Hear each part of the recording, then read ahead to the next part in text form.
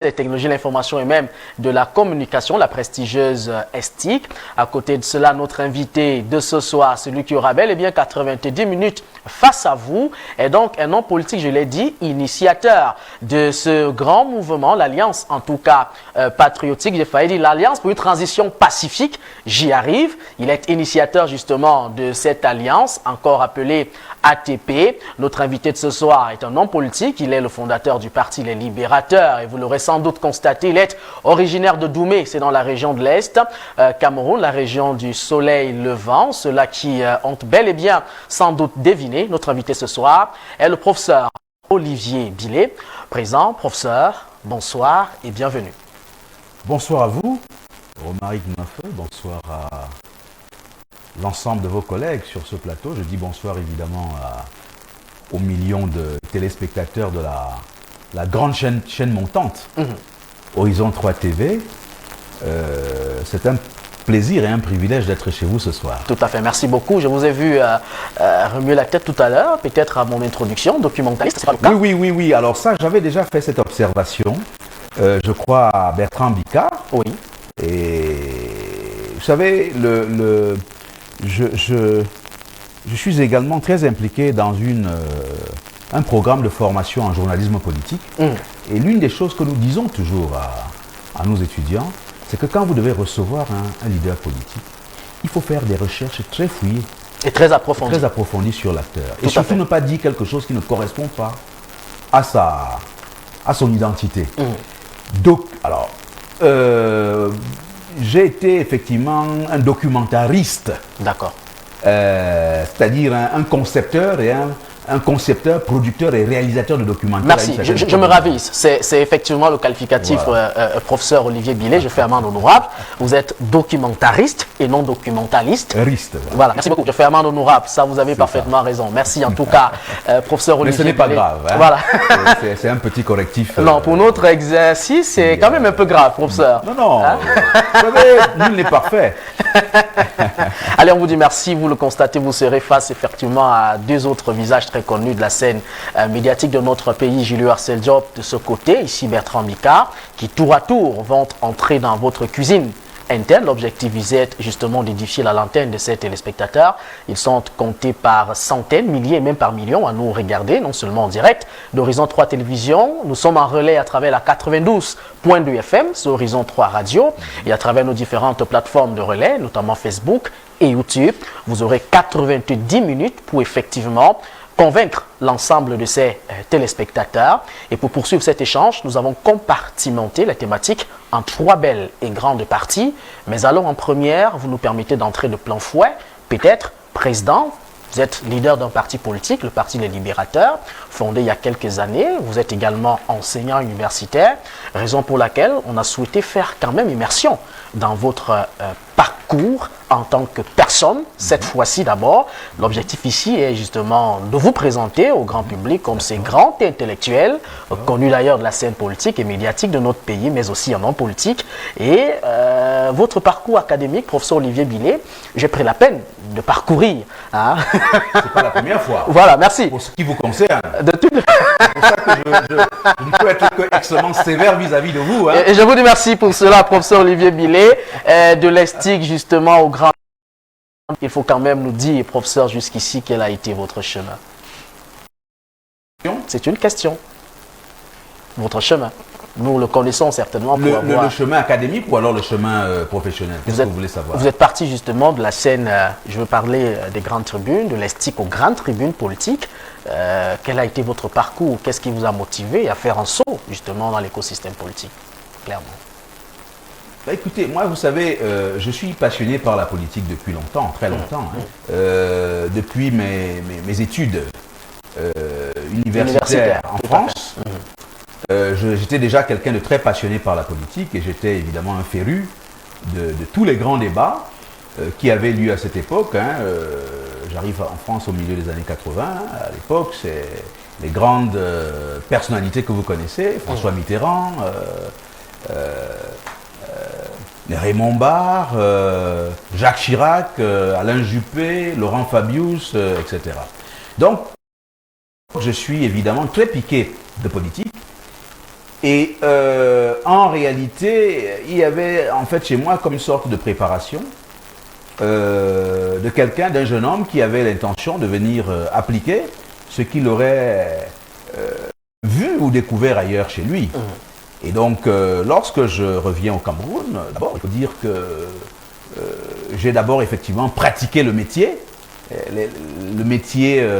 de documentariste, comme on le disait tout à l'heure. Tout à fait. Voilà, j'ai produit de très nombreux documentaires sur Mongo Betty, sur Joseph Tunjan-Pouemi, sur André Fouda, bref, j'ai été impliqué dans de nombreuses productions et ça a été un plaisir. Vous commencez par là d'ailleurs à attirer l'attention de plusieurs personnes. Je veux parler de ces amoureux de la chose bien faite en matière documentaire. Bien sûr, absolument. C'était des biographies souvent bien faites, effectivement, réalisées dans les règles de l'art. Et puis, c'est quelques années après cet exercice professionnel, cette activité professionnelle que je suis donc devenu, on va dire, enseignant d'université. Lorsque je bouclais ma thèse de doctorat en sciences de l'information et de la communication, eh bien, ça s'est fait presque concomitamment, je veux dire presque au même moment. Mais je dois dire que pendant que j'étais documentariste déjà, travaillant sur toutes ces figures du Cameroun, eh bien, j'étais déjà engagé en politique, aux côtés d'un grand homme, Hubert Kamgang. Hubert Kamgang, tout à fait. L'Union des populations africaines, que tout le monde connaît. En effet. Parti panafricaniste, le tout premier d'ailleurs au Cameroun et en Afrique centrale. Et donc, on lui en rend un grand hommage. Je l'ai accompagné sur la présidentielle de 1997. Je l'ai également accompagné en tant que secrétaire général lors de la présidentielle de 2004. Et chemin faisant, eh bien, je suis devenu moi-même leader puisque j'avais déjà eu mes propres intuitions par rapport à comment est-ce qu'il fallait continuer le combat. Et surtout le foyisme politique qui me touche à partir des années, on va dire, 2008, eh bien, m'amène à creuser mon propre sillon. Et c'est comme ça que, en même temps que je vais à l'université désormais pour enseigner, eh bien, je suis en même temps leader politique. Je deviens leader politique à partir des années 2010. Et c'est en 2010 qu'est créée l'Union pour la fraternité et la prospérité, UFP, qui est le sigle avec lequel je suis allé à la présidentielle 2011. Et j'ai été, sous la bannière du foyisme politique, eh bien, je me suis engagé comme cela.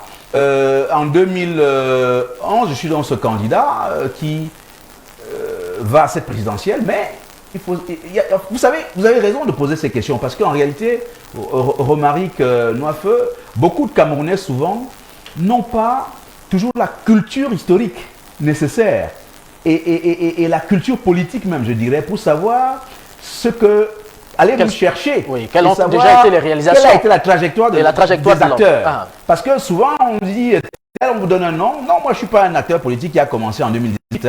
Moi je suis un acteur politique qui a commencé la politique au Cameroun en 1996, comme secrétaire général auprès de Hubert Kamgang, aux côtés de qui j'ai appris énormément, notamment sur les questions économiques, les questions monétaires, les questions, on va dire politiques même aussi, véritablement.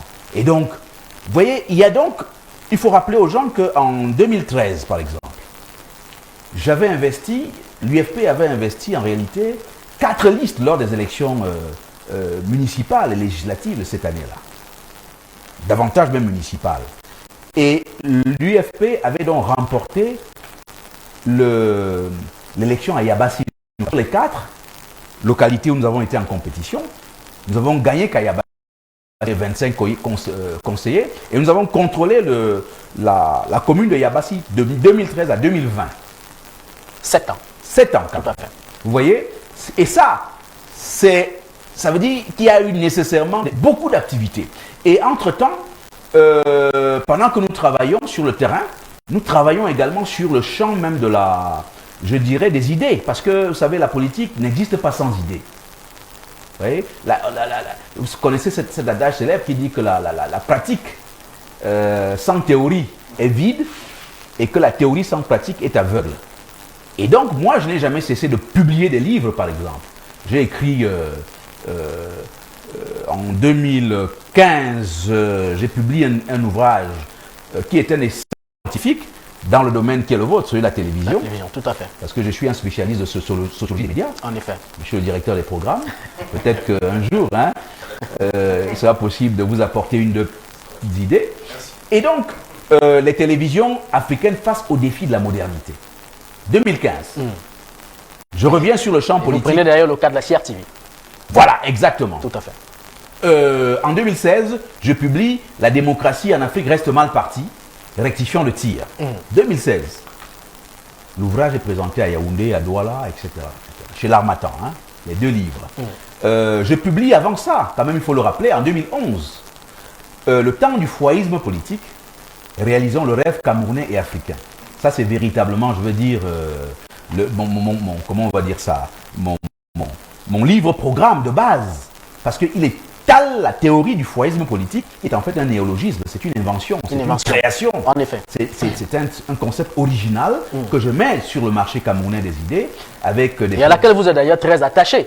Mais oui, absolument, cet ouvrage avait été préfacé par Mathias Eric Onangeni. En effet.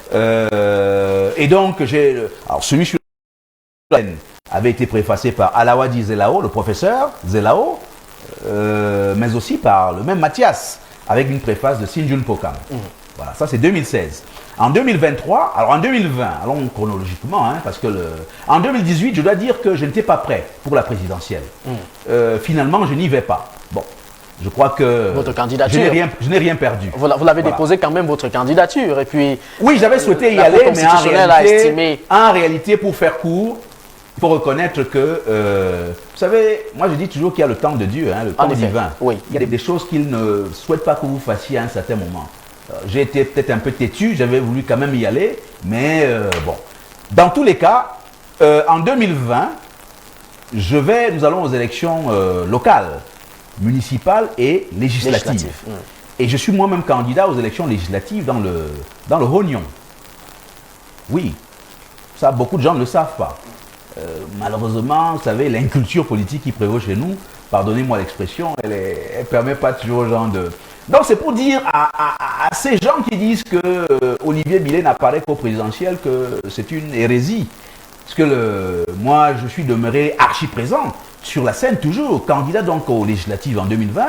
J'ai investi une liste, 3 autres listes, hein, c'est-à-dire à savoir les listes c'était... on avait une liste, je crois, à Yaoundé, et puis on avait 2 autres listes du côté de... 3 autres listes du côté de l'Est du pays. Voilà, donc Yabassi, évidemment, vous connaissez l'histoire. On n'avait plus investi une liste à Yabassi parce que nos partenaires de Yabassi n'avaient pas été aussi fidèles qu'on l'aurait souhaité, pour dire les choses simplement.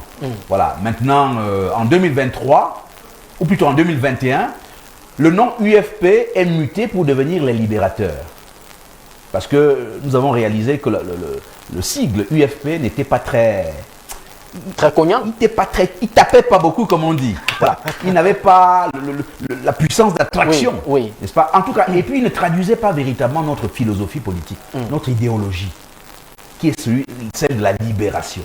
Et donc, c'est comme ça qu'en nous associant à un certain nombre d'autres acteurs politiques, nous créons donc la formation politique, ou plutôt, nous modifions le nom, nous mutons le nom, voilà, qui devient les Libérateurs, à travers évidemment la démarche administrative auprès du MINAT, qui permet au bout d'un an d'avoir les Libérateurs comme nouvelle dénomination. Il y a quand même lieu de se poser la question, professeur, le pourquoi de cet engagement politique. Vous avez connu des difficultés, vous avez connu certainement, je vais parler de ces méandres qui encadrent l'écosystème politique. Dans votre parcours, vous l'évoquiez tout à l'heure, mais le pourquoi de cet engagement concrètement?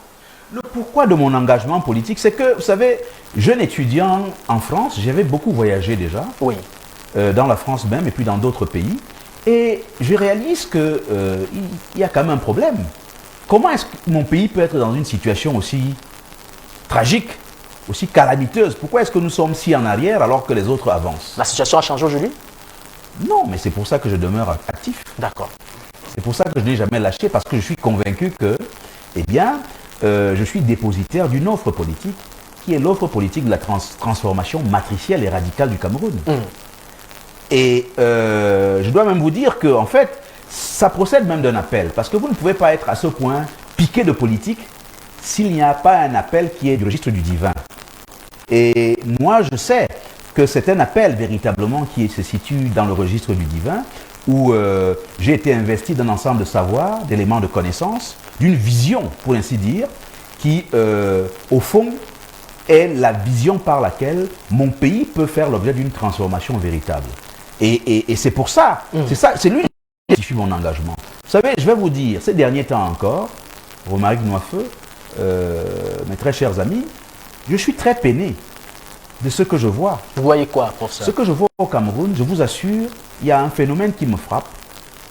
C'est que moi-même à titre personnel, et sans doute d'autres personnes comme vous, enfin, à titre personnel, je parle de mon expérience personnelle, des adultes, des gens qui ont passé l'âge de 25 ans, m'appellent régulièrement, des personnes qui me connaissent, d'autres qui ne me connaissent même pas, qui réussissent à trouver mon numéro dans les réseaux sociaux et qui vous appellent pour vous dire que, professeur, vraiment, là où je suis très malade, je ne peux pas payer mes soins, je suis à l'hôpital, je suis à tel endroit.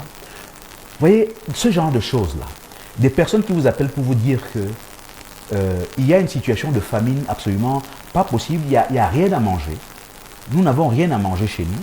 Et je vous dis, c'est des gens, pour certains qui me connaissent, et d'autres qui ne me connaissent pas. Et ce n'est pas des enfants. J'estime que cela est inacceptable. Et je suis profondément attristé par ce phénomène que j'observe dans notre société. Et quand vous roulez dans certaines artères de notre ville, de Yaoundé, il y a des endroits où vous vous garez, vous voyez bien, je ne parle pas de ces jeunes qui viennent du Niger ou bien, etc., qui tendent la manche seulement, mais parfois vous avez des Camerounais, même adultes, qui vous approchent et qui vous disent que vraiment j'ai faim, qu'elles ont besoin de manger. Donc je ne peux pas comprendre qu'un pays qui a été doté par la Providence d'autant de richesses, d'un potentiel aussi considérable sur le plan naturel, et surtout sur le plan des intelligences, qu'un pays comme celui-là soit un pays où il y a encore autant de misère et de pauvreté, où les gens ne peuvent pas manger, les gens ne peuvent pas se soigner. C'est quelque chose qui, je vous assure, moi, me motive considérablement en œuvre. Vous, en tant qu'homme politique? En tant qu'homme politique, bien entendu. Et si je peux apporter parfois une aide à l'une ou l'autre de ces personnes, ce n'est pas parce que je suis le plus nanti de la République. D'ailleurs, vous savez quel est le sort qui est fait à nous autres enseignants. Ce n'est pas... C'est pas... Mais ça va. J'ai envie de dire que je ne me plains pas, pour ma part. Et je pense que je suis en mesure de pouvoir en aider quelques-uns autour de moi. Et je le fais souvent avec plaisir quand c'est possible. Donc, voyez-vous, l'engagement d'un homme, mon engagement à moi, ma détermination, elle se situe, premièrement, dans ce que je considère comme étant un appel qui est d'essence divine. 2, parce que j'estime que ce que le Seigneur m'a donné de voir à travers le monde entier est quelque chose qui m'amène, en fait, me pousse à constater que le potentiel qu'il a mis en moi en termes de connaissances et de savoir peut militer en faveur d'une transformation absolument radicale de mon pays. J'aurai l'occasion de revenir sur ce plateau. Je vous ai d'ailleurs dit, lorsqu'on s'est parlé, Bertrand Bika, lorsque vous m'avez adressé l'invitation, je vous ai dit que je souhaitais que mon livre-programme, qui est en chantier, sorte d'abord. Vous voyez, moi je suis extrêmement vrai, franc. Et d'ailleurs, j'insiste beaucoup sur la question de l'intégrité en politique. Parce que malheureusement, nous sommes dans un univers politique où le pays sombre aussi parce qu'on a dit aux gens que la politique, c'est le banditisme, c'est le ndjangui, c'est la filouterie, c'est ceci ou ça. On ne peut pas, on ne peut pas construire une société, on va y revenir certainement. Tout à fait. Mais je voulais simplement dire, pour finir, peut-être, Romaric Noifeu, qu'au fond, ce livre qui est à paraître, c'est une exclusivité que je donne ici en termes d'info, mais je n'en dirai pas davantage. Il s'intitule Le miracle camerounais. Et je suis convaincu que le miracle qui a été accompli en Asie du Sud-Est, n'est-ce pas, et dans beaucoup d'autres régions du monde, et qui a permis que ces nations-là accèdent à ce qu'on appelle la prospérité, une expansion économique sans précédent, depuis au moins, on va dire, la fin de la Première Guerre mondiale et surtout le début de la fin de la Deuxième Guerre mondiale, beaucoup de pays à travers le monde ont explosé, économiquement parlant. Notre pays, le Cameroun, il va même vivre son miracle.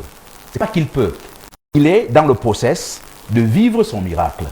Mais pour que cela se produise, eh bien, il faudra naturellement que votre humble serviteur soit en situation et qu'il puisse mettre en œuvre la vision extraordinaire qui y réside dans cet ouvrage à propos duquel nous discuterons évidemment. Sans doute un peu déjà ce soir. Voilà, merci beaucoup de l'annoncer. On en parlera justement dans l'une des parties qui a été réservée pour meubler cette émission. Tout à l'heure, vous parliez en tant que vision de l'homme politique face à l'ensemble de ces situations que vous décriez d'ailleurs tout à l'heure. Et les chiffres sont très exacts. On parle de 2 Camerounais sur 5 qui vivent quand même en dessous du seuil national de pauvreté. On parle de 813 francs CFA. Des Camerounais qui vivent en dessous quand même de cette somme. C'est pas une survie, mais c'est une résistance, professeur. Alors vous, en tant qu'homme intellectuel, en tant qu'intellect, quelle est la vision que vous avez de ce Cameroun face à l'ensemble de ces difficultés? Peut-être pas l'homme politique, mais cette fois-ci, à titre personnel. La vision des difficultés. Tout à fait. Parce que je pense qu'il faut distinguer entre... Peut-être pas la vision des difficultés, mais la vision que vous avez du Cameroun dans son contexte actuellement. Oui, parce que vous savez, Romary Noifeu, je crois qu'il faut de la méthode. Allez-y. Moi, je suis un scientifique. Oui. Et j'aime bien structurer mon discours. Je n'aime pas parler en vrac comme ça. Et en l'air. Je pense que dans un premier temps, il est bon que l'on établisse le diagnostic. Oui. Qu'est-ce qui ne va pas? Et qu'est-ce qui va? Globalement. Et qu'est-ce qui va? Non, pas qu'est-ce qui va. D'accord. Qu'est-ce qui ne va pas? Pourquoi ça ne va pas? Et qu'est-ce qu'on peut faire après? C'est un tableau en 2 parties. Voyez-vous? En 3 parties? Non, en 2 parties. D'accord. On n'a pas besoin de faire 3 parties. On a besoin d'examiner. Le médecin, il fait quoi? Le médecin, quand le patient arrive, il fait un diagnostic, il lui fait subir des examens. Oui. Donc, il connaît le mal qui gangrène le patient. À partir du moment où il a découvert le mal qui gangrène le patient, il peut donc lui prescrire un médicament. Donc, l'homme politique doit être pour la société ce que le médecin est pour le malade. En effet. C'est exactement la même méthode qui doit être appliquée. Voilà, moi, c'est en tout cas ma méthode. C'est ma manière à moi de concevoir la thérapeutique, oui. la médication qui doit être appliquée sur une société à un moment donné.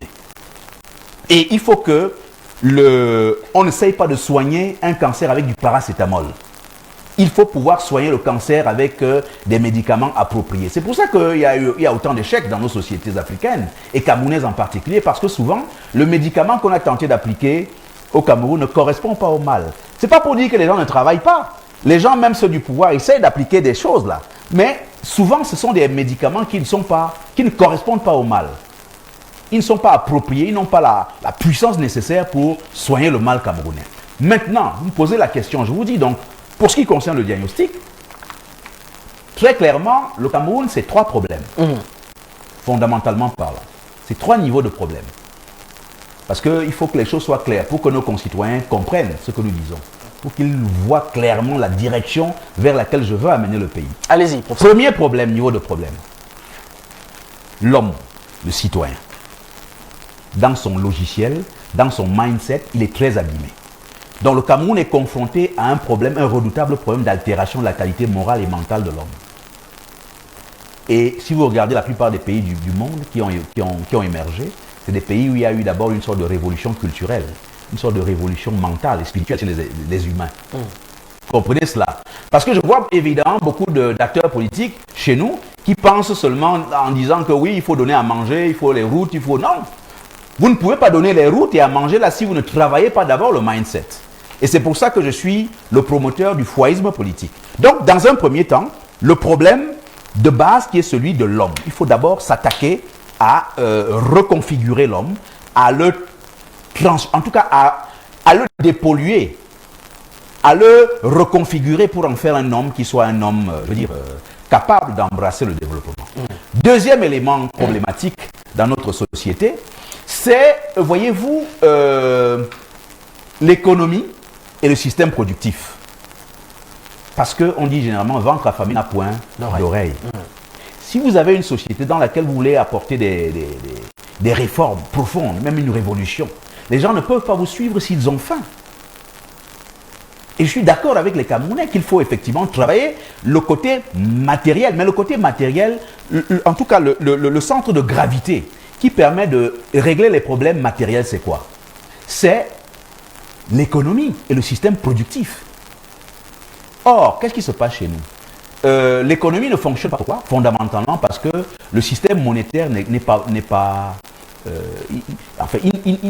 n'existe pas. On n'a pas de monnaie. Il n'y a pas une monnaie appropriée qui permet de booster, de provoquer une sorte de dynamique vertueuse du développement. Parce que sans monnaie, il n'y a pas de développement. La monnaie est pour l'économie ce que le sang est pour l'organisme humain. La monnaie est pour une économie ce que le sang. Parce que c'est par la monnaie que vous financez. Pour créer Horizon 3 TV, il a fallu que le promoteur, que je ne connais pas, eh bien, mobilise un investissement, de l'argent donc. L'argent. Vous ne pouvez rien faire sans argent. Et c'est la raison pour laquelle la situation du Cameroun et la plupart des pays africains membres est problématique. Pourquoi? Parce que la manière de fonctionner du franc CFA ne permet pas de créer ce que nous appelons le plein emploi. Tout à fait. On ne peut pas mettre en œuvre ce que j'appelle les politiques keynésiennes de plein emploi. Tunjang Kwemi, John Maynard Keynes, Hubert Kamgang, etc. La plupart des économistes en ont parlé suffisamment. Moi-même, je l'ai écrit dans un livre. Donc, le problème qui se pose, le second problème, c'est que nous n'avons pas la ressource monétaire qui permet de mettre en mouvement notre société pour que les gens soient massivement employés, pour que les jeunes soient massivement occupés, qu'ils deviennent cette classe sociale qui génère suffisamment de ressources. C'est-à-dire que vous, comme ça, ici à Horizon 3 TV, dans un contexte qui est le mien, mes chers amis, je ne dis pas ça de manière démagogique, je mets en œuvre une dynamique vertueuse qui fait que, ici, vous gagnez au moins 500 000 francs CFA. Évidemment, ce ne sera pas le CFA dans notre système, parce que nous, je vous le dirai après, notre système monétaire est d'une autre nature. Mais en cas, un revenu qui soit de cet ordre-là, 500 à 600 000 francs CFA pour des journalistes qui travaillent ici, ça permet quand même de vivre avec une certaine décence. Vous voyez, ce n'est pas une affaire où le SMIC se situe à, on dit quoi, 50, 55 000, 60 000 francs. On ne peut rien faire avec cela. Et puis, enfin, un troisième niveau de problème, qui est le problème institutionnel, les institutions. Nos institutions sont mauvaises. Nos institutions sont mauvaises parce qu'elles sont gouvernées par un phénomène parlons simplement, un phénomène qui s'appelle le système du parti-État. C'est-à-dire le système du parti-État, qui est très méconnu encore, dont je parle régulièrement, mais en fait c'est un système qui présente une situation, qui nous impose une situation qui est simple. En 1990, le Cameroun a décidé de sortir du système du parti unique pour basculer vers le multipartisme. C'est bien ça, non? Nous sommes d'accord. Tout à fait. Mais il y a une tricherie qui a été orchestrée par le système dirigeant, l'establishment, qui consiste simplement à avoir réussi à maintenir en réalité un mécanisme qui prévalait déjà avant 1990, c'est-à-dire un mécanisme qui veut que l'État RDP, le parti RDPC soit branché à toutes les forces vives de l'État. C'est lui qui maîtrise les ressources financières, les ressources humaines d'abord de l'État, toutes les ressources humaines de l'État, celles qui sont les plus vigoureuses. C'est lui qui maîtrise les ressources financières de l'État, tous les 7500 milliards de l'État. C'est lui qui maîtrise les ressources matérielles de l'État. Et il a organisé les choses de manière à ce que, contrairement à ce qui se passe dans les grandes démocraties, eh bien, tous les fonctionnaires, ou plutôt la plupart des fonctionnaires, qui ont des positions importantes dans l'appareil administratif, sont branchés au parti RDPC. Ça, c'est quelque chose d'extrêmement terrible dans la vie politique et démocratique du Cameroun. C'est quelque chose qui n'aurait jamais dû se faire comme ça. Et vous êtes là peut-être aussi pour apporter un changement. Les solutions, évidemment, seront préconisées dans un deuxième temps. Tout à fait. Ça, c'est le diagnostic. À l'annonce de votre présence sur ce plateau, professeur Billet. Entre autres choses, je veux dire, je n'ai pas parlé des élections. On en parlera. On en parlera certainement. Mais j'ai voulu mettre le doigt sur ce qui, moi, me paraît essentiel. Tout à fait. Essentiel et même fondamental. Absolument. Je le disais à l'annonce de votre présence ici. Nous avons pensé faire d'ailleurs un petit sondage auprès de ces Camerounais, de jeunes Camerounais. Vous les avez évoqués tout à l'heure dans votre discours. On va aller du côté de la régie et puis prendre le premier Vox Pop qui répondra certainement à la question est-ce que les Camerounais connaissent le professeur Olivier Billet? De qui s'agit-il concrètement? Qui est-il? Et on va se retrouver justement derrière pour poursuivre avec cet entretien. J'ai déjà entendu parler du professeur Billet et sur le problème de cette nation. Cette nation est divisée en beaucoup d'identités comme les États-Unis. On dit la diversité au Cameroun, c'est la même chose que aux États-Unis. Moi personnellement, je ne l'ai jamais vu, hein. Même suivre ces débats à la télé ou à la radio, donc je ne le maîtrise pas bien. En tant que Camerounais, je ne le connais pas. Le professeur Billet, non, vraiment, je ne connais pas. Je ne connais pas. Le professeur Olivier Billet, je ne le connais pas. Hein. J'ai jamais entendu parler de lui. Depuis que je suis né, je n'ai entendu parler de lui. Particulièrement, moi, je ne connais pas ce monsieur. Je ne l'ai jamais vu. Donc, je n'ai aucune idée par rapport à lui. Donc, une fois moi j'ai la carte, je vais voter. Si vraiment je le connaissais, qu'il peut venir faire un changement, je peux être une de ces candidates, quoi. Donc, il fasse beaucoup d'efforts pour se faire connaître, quoi. Que ce soit dans la télé ou dans les médias de la radio, quoi. Professeur Olivier, je n'ai jamais entendu de lui. À propos des autres candidatures, les autres candidats, on le connaît bien.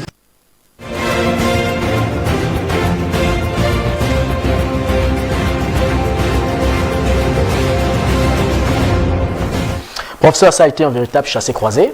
Le premier intervenant, on ne l'a pas certainement écouté en retour ici, mais il faisait d'ailleurs un peu de l'apologie, c'est-à-dire il vous surlevait jusqu'au ciel, comme on le dit au quartier. D'autres, par contre, disent ne pas trop vous ressentir sur la scène politique. Le professeur Olivier Billet est absent, on ne le connaît pas, et il n'est pas visible dans les plateaux de télé ou même encore sur les plateaux de radio.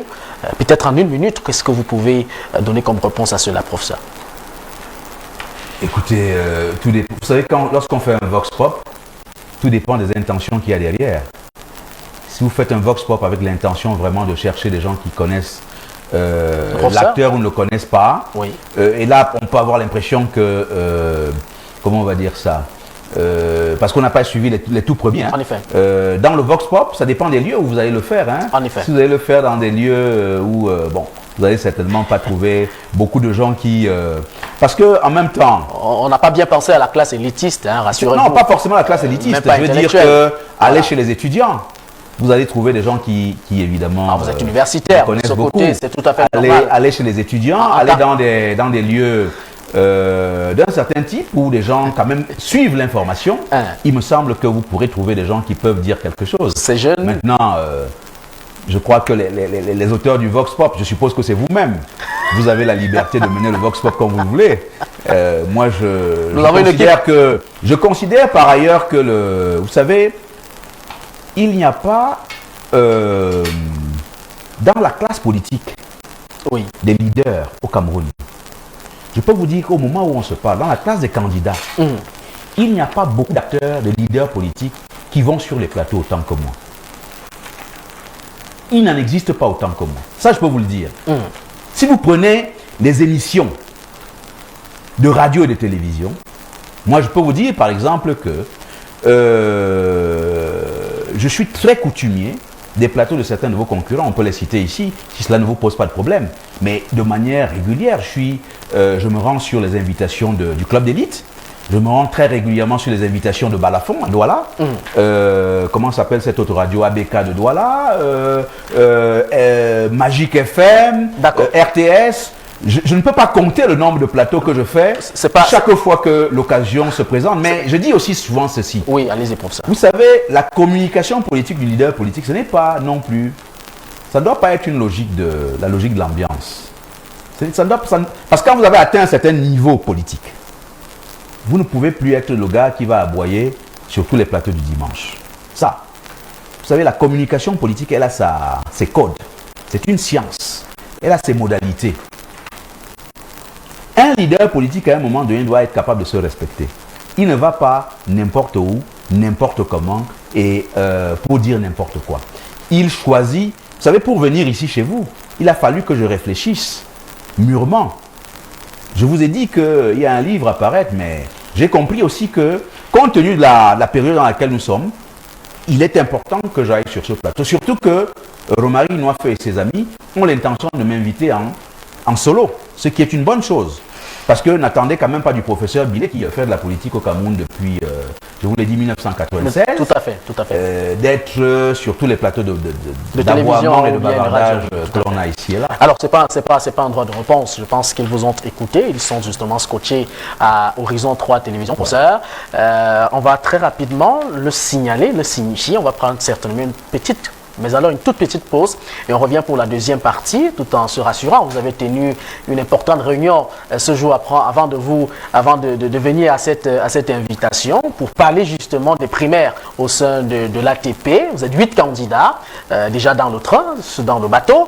Professeur Olivier Bilé, vous allez donc vous entretenir avec Bertrand Bika en deuxième partie sur l'Alliance pour la transition pacifique. Parler justement de ses ambitions, ce sera en 30 minutes. Et puis le compte à rebours vous sera d'ailleurs présenté à l'antenne par notre réalisateur du jour. Transition surtout derrière.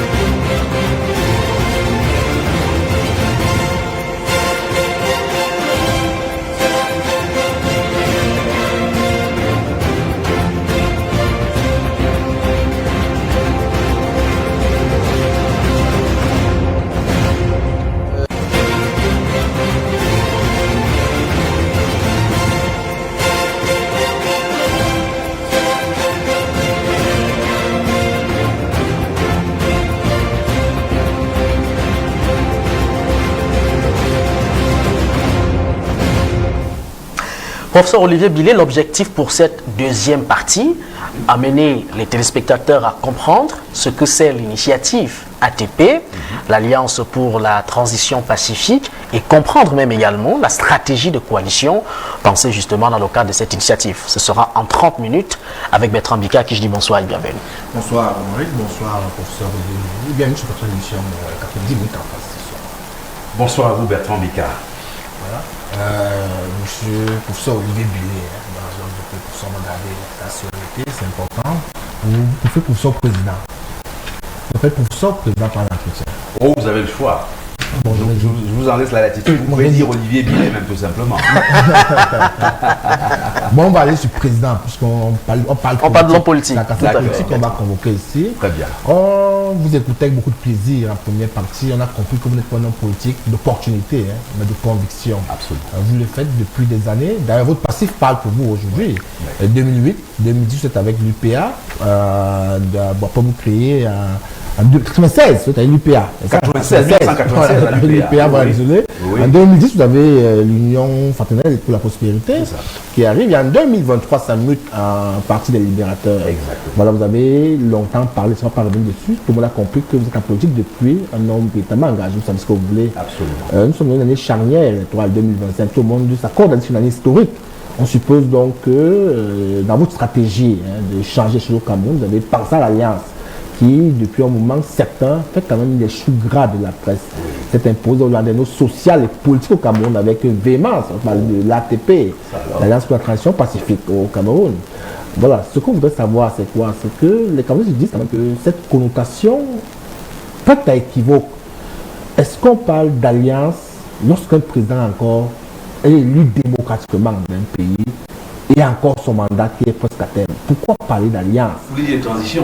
De transition, voilà. Pourquoi on parle de transition autant pour moi alors que le président Kolia est élu démocratiquement, il a encore son mandat qui court, mais on parle là de transition pacifique. On se demande, qu'est-ce que monsieur le président Bilé, qu'est-ce que vous avez derrière la tête lorsque il met ces mots qui prêtent quand même à confusion? Pourquoi transition pacifique? Alors, je suis très heureux de cette, ce questionnement, cette modalité de questionnement de Bertrand Bika, qui rappelle effectivement que cette affaire d'alliance-là, d'ATP, a effectivement animé la scène politique camerounaise depuis, on va dire, 2024, de manière extrêmement riche. C'est parce qu'en fait, il y avait une intention noble et pure derrière ce projet. Peut-être que j'ai été un peu naïf sur cette idée-là, mais moi, j'y suis allé avec le cœur. Pourquoi? Parce que depuis mon engagement en politique, y compris à l'époque même avec Hubert Kamgan, les populations nous disent quoi? Ils disent quoi aux acteurs politiques? Telles que les choses ont été organisées pour que la démocratie camerounaise fonctionne, vous ne pouvez pas battre le régime RDPC. Parce qu'ils ont l'argent du pays pour eux, ils ont les hommes du pays, ils ont tous les moyens du pays pour eux. Je vous ai parlé du parti État tout à l'heure. Et ils nous l'ont dit régulièrement à toutes les occasions où moi j'ai été sur le terrain. Et je peux vous dire que j'ai battu le pavé au Cameroun. Hein. C'est que les gens ne savent pas ce que moi j'ai eu à faire avec mes équipes sur le terrain. On a fait des street action, des street talks dans les marchés. Les marchés, tous les marchés de Yaoundé. On y a été. Des tracts, en parlant. Donc voilà le message qui revient de manière récurrente. Donc lorsque moi-même je vais à la présidentielle de 2011, ce même message revient puisque la situation n'a pas changé. Entre 92 et 2011, qu'est-ce qui avait changé? Rien. La réalité politique est demeurée la même. Le déséquilibre entre les forces est demeuré le même. Un parti en état de surobésité qui contrôle tout, l'essentiel des forces vives du pays, et des partis politiques moyens qui essayent d'exister ici et là et qui se battent pour que... Mais la démocratie n'a... Qui a dit aux Camerounais que la démocratie doit être une compétition déséquilibrée? Dans toutes les démocraties sérieuses où moi j'ai vécu, où j'ai été, je constate que la démocratie, les forces, les confrontations politiques sont souvent équilibrées. Et les populations camerounaises avaient raison de nous dire que essayez de vous mettre ensemble, essayez de vous organiser, parce que humainement parlant, charnellement parlant, vous ne pouvez pas battre ces gens-là. En réalité, ils vous amènent vers une compétition qui est une compétition juste où vous allez servir de faire. Moi, j'ai envie de vous poser la question si vous vous souvenez d'un seul pays africain où un acteur qui est au pouvoir a perdu une élection. Ça n'existe pas. Ça n'existe pas en Afrique. Ce n'est pas au Cameroun que ça va exister. Avec un dignitaire. Non. Au Sénégal, personne qui était au pouvoir n'a jamais perdu. Vous pouvez me... Oui, M. Diop, citez-moi qui a perdu au Sénégal en étant président sortant. Ça n'existe pas au Sénégal. Donc, tous ceux qui ont perdu, là où il y a eu des alternances au Sénégal, c'est quand il y a eu... parce que chez eux, les mandats sont limités, précisément.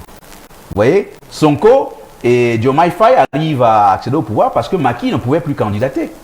C'est ça qui se passe en réalité en Afrique. Donc, vous savez, moi, je fais de l'analyse. Et je crois que le peuple du Cameroun a de belles intuitions, même dans les marchés. Les femmes, les mamans, les petits opérateurs économiques qui suivent le débat et vous disent que vraiment essayez de vous mettre dedans. Et donc, moi, le thème de la transition me travaille depuis 2020. C'est quand je sors des élections législatives et municipales 2020. D'ailleurs, nos amis de Balafon l'avaient rappelé très justement que c'est moi qui avais parlé pour la première fois de transition sur leur antenne. Je réalise que, mince alors, parce que c'était une épreuve terrible. Hein. Je vous assure que ce que j'ai vu sur le terrain, ce n'était pas simple. Dans la région de l'Est où nous étions en candidature, ce n'était pas facile. Donc, oui, parce que vous êtes en confrontation avec des gens qui ont tous les fonctionnaires du pays pour eux, tout l'argent du pays pour eux, c'est très difficile. Mais il ne s'agit pas de le dire pour se lamenter, non. Mais pour donner les faits de manière objective. Le peuple vous dit donc, mettez-vous ensemble. Moi, je réalise en 2020 qu'en fait, ce peuple avait plus que jamais raison. Je commence à parler de la transition. Je commence à dire aux gens que j'écris même des tribunes publiées dans des journaux comme Le Soir, comme Mutation, etc. J'ai publié beaucoup de choses sur ce thème. J'écris même La démocratie africaine reste mal partie, avant ça, en 2016. 2016, tout à fait. Où j'abordais déjà ces questions-là, là-dedans. J'avais déjà pressenti cela, par intuition, qu'il y a quelque chose qui ne fonctionne pas dans le système démocratique camerounais. Que c'est juste ce qu'on est en train de vivre depuis 30 ans là. C'est une sorte d'entourloupe, une tricherie qui prévaut. Les gens sont roulés dans la farine. Et je crois qu'il y a un savant célèbre de chez nous qui avait dit que le Cameroun a la démocratie la plus imbécile ou la plus stupide du monde. Il n'avait pas tort quelque part. Mais je ne suis pas sûr que c'est cet aspect même qu'il avait véritablement vu lui. Mais en tous les cas, je décide donc que cette affaire-là, je vais essayer d'en faire un cheval de bataille. 2021, 2022, 2023, je propose même un gouvernement d'union nationale et de salut public pour le Cameroun. Parce que je dis aux gens que, tel que le Cameroun est structuré là, le président est au soir de sa vie, il faut absolument que ce pays soit arrangé. Et pour qu'il soit arrangé correctement, il faut que le laboureur appelle ses enfants et qu'on arrange la situation du Cameroun, même si ça doit être sous la direction du laboureur. Parce que c'est lui qui a créé le problème qui est au Cameroun. Il n'y a rien de mieux que celui qui a créé le problème pour apporter la solution. Mais je ne sais pas. Mais toujours est-il que j'attire l'attention de mes collègues politiques pour leur dire que les gars, écoutez, l'histoire là, ça fait 35 ans, on n'y arrive pas. Le père Frungi a fait ce qu'il avait pu en 92, regardez, après les résultats du SDF. Non, en 2018, ils font quoi? Moins de 3%.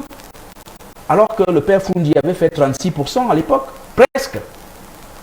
Donc, on ne peut pas, le Cameroun ne peut pas s'en sortir. Et moi, c'est parce que je vois un pays qui s'enfonce dans les problèmes chaque jour. Parce que sa situation politique n'est pas bonne. Ses institutions sont mauvaises. Vous ne pouvez pas développer un pays qui a des institutions aussi mauvaises. Ok, professeur, vous rendez donc... Je termine, s'il vous plaît, permettez. Pour dire simplement, Bertrand Mbika, que en 2024, je lance donc le projet d'Alliance pour la transition pacifique, pour lequel je touche tous les acteurs politiques du Cameroun. Je dis tous. Je veux dire tous les acteurs les plus... qui ont un peu de consistance, quoi, je veux dire. Mais même d'autres qui n'ont pas toujours... mais je ne fais même pas de distinguo, parce que pour moi, ce qui est important, c'est que le peuple sente que nous avons massifié, nous avons réuni un maximum d'acteurs politiques pour essayer de challenger le régime, qui lui a tout le monde. Mais nous, pour qu'il y ait quelque chose de significatif, il faut que le peuple sente qu'il y a tel, il y a tel, il y a tel, il y a tel là-dedans.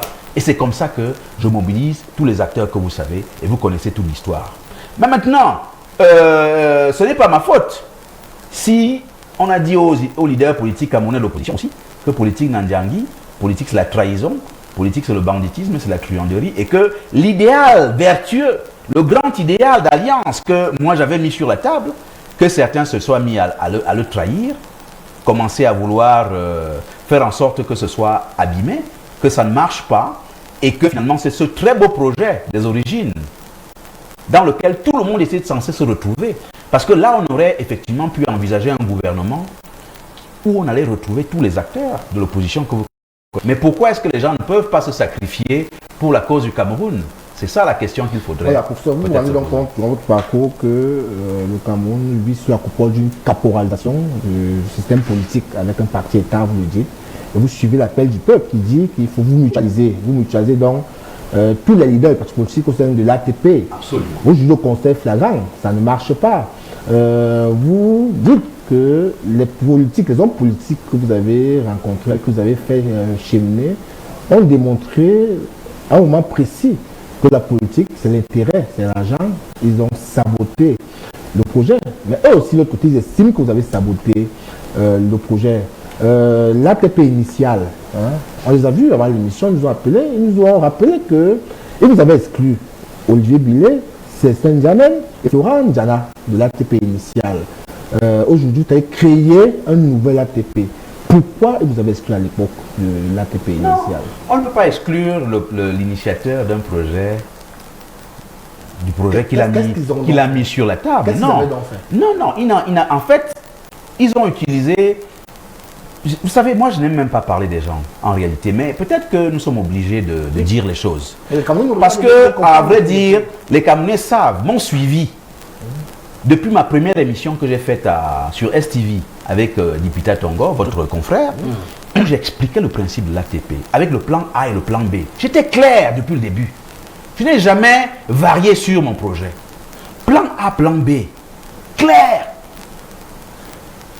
Ce qu'il faut dire, c'est que, voyez-vous, il y a au sein de l'ATP un certain nombre d'acteurs qui ont manifesté beaucoup de sentiments ou plutôt, disons, beaucoup de sentiments de jalousie à mon égard parce que j'étais le promoteur de l'ATP. Je ne sais pas si vous voyez un peu le topo. C'est-à-dire que simplement parce que c'est Olivier Billet qui a présenté l'idée là au Cameroun, certains là qui avaient eux-mêmes aussi des projets, hein, des histoires comme C3, de Dieu Kam Chameni, etc. Sont C3 qui... On ne sait pas trop ce qu'ils voulaient en faire. Il s'est mis à me détester de manière absolument incroyable. Ça, je vous assure. Et c'est pour ça qu'il faut, je crois, exorciser un certain nombre d'acteurs politiques. Vous comprendre quel est leur problème. il y a ce phénomène-là qui s'est présenté à l'ATP. On s'est retrouvé à avoir des discussions qui n'avaient strictement pas de nom. Mais moi, quand je propose l'ATP à mes collègues, la plupart, s'ils sont honnêtes, quand j'appelle Cabral Libye, qui a d'ailleurs été un des premiers que j'ai appelé, contrairement à ce que certains ont affirmé, Cabral Libye a accepté l'idée de manière spontanée. Il a fait un tweet, un message sur Facebook, dans lequel, et moi je ne savais même pas qu'à cette époque-là, l'APC le draguait pour qu'il entre chez eux. Donc, nous avons travaillé pendant de longs mois, jusqu'au mois d'août 2024, près de 8 mois, nous avons travaillé avec ces acteurs-là.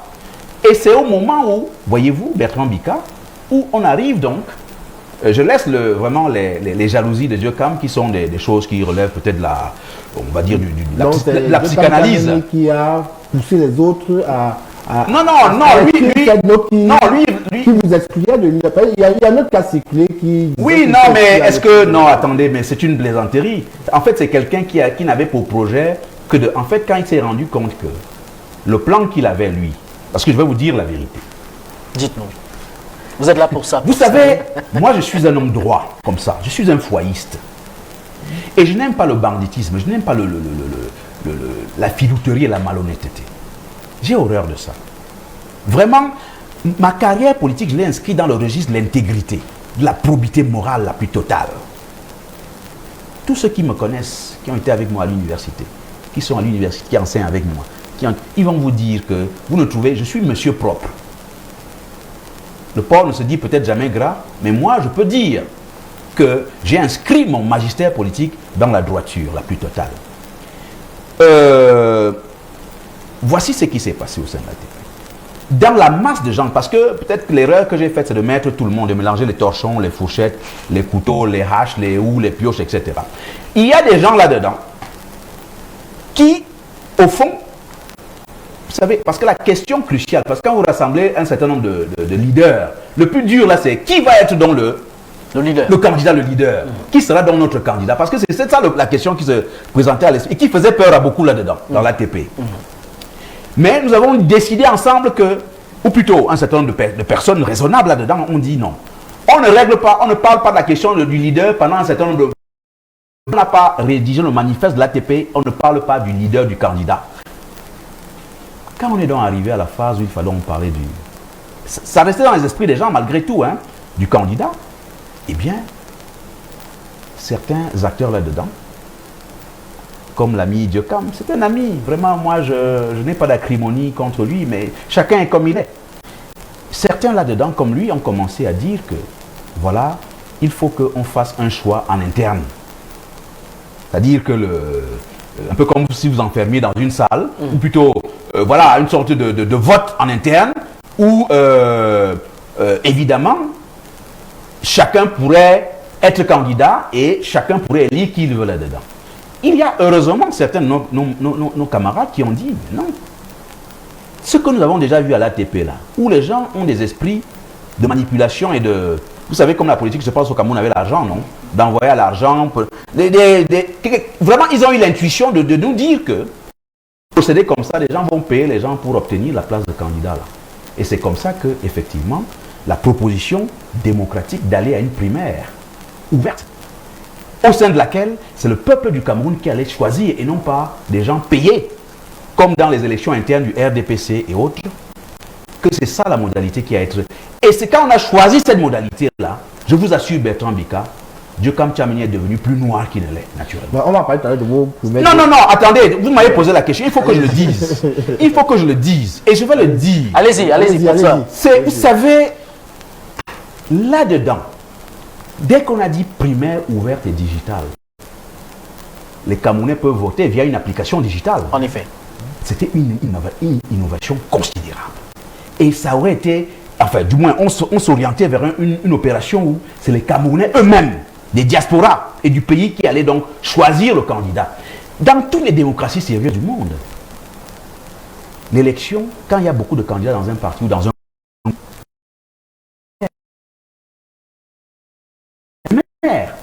En France, ils ont eu la primaire de la gauche et du centre, de la gauche et du Parti socialiste. à droite, ils ont souvent eu la primaire de la droite politique qui s'organise pour un choix. Les gens, un peu comme vous me soumettez un oral là, les questions sont posées. Vision contre vision, chacun expose sa vision en éducation, sur les questions économiques, sur les questions des infrastructures, en politique internationale, etc. Voilà ce que nous préconisions donc. Dieu comme Tchamini. Les problèmes. C'est devenu des problèmes tous les jours. Ils ne voulaient pas de ça. En fait, les gens ont une culture de chefferie traditionnelle.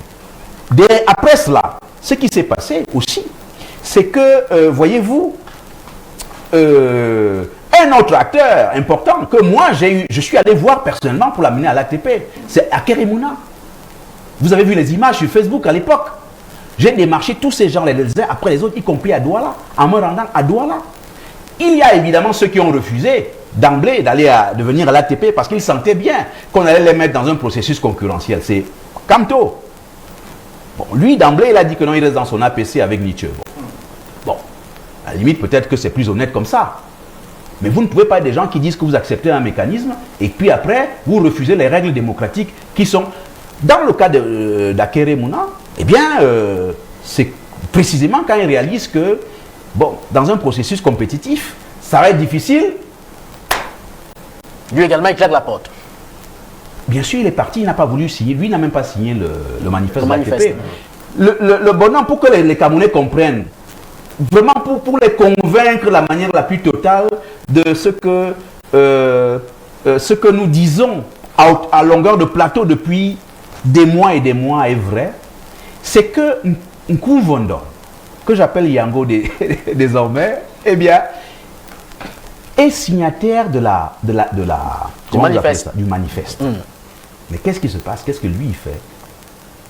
Nous faisons un voyage de travail en Afrique du Sud, tout le monde connaît l'histoire désormais. En effet. Eh bien, à Keremouna, là-bas, c'est là que je vois que lui, il est en train de vouloir promouvoir une autre plateforme, une autre alliance avec d'autres gens. C'est-à-dire que j'étais dépassé par les événements. Je ne sais pas si vous mesurez ce type d'esprit, c'est absolument incroyable. Vous êtes dans une organisation qui s'appelle l'ATP. Vous avez de très nombreux camarades que vous avez laissés au Cameroun.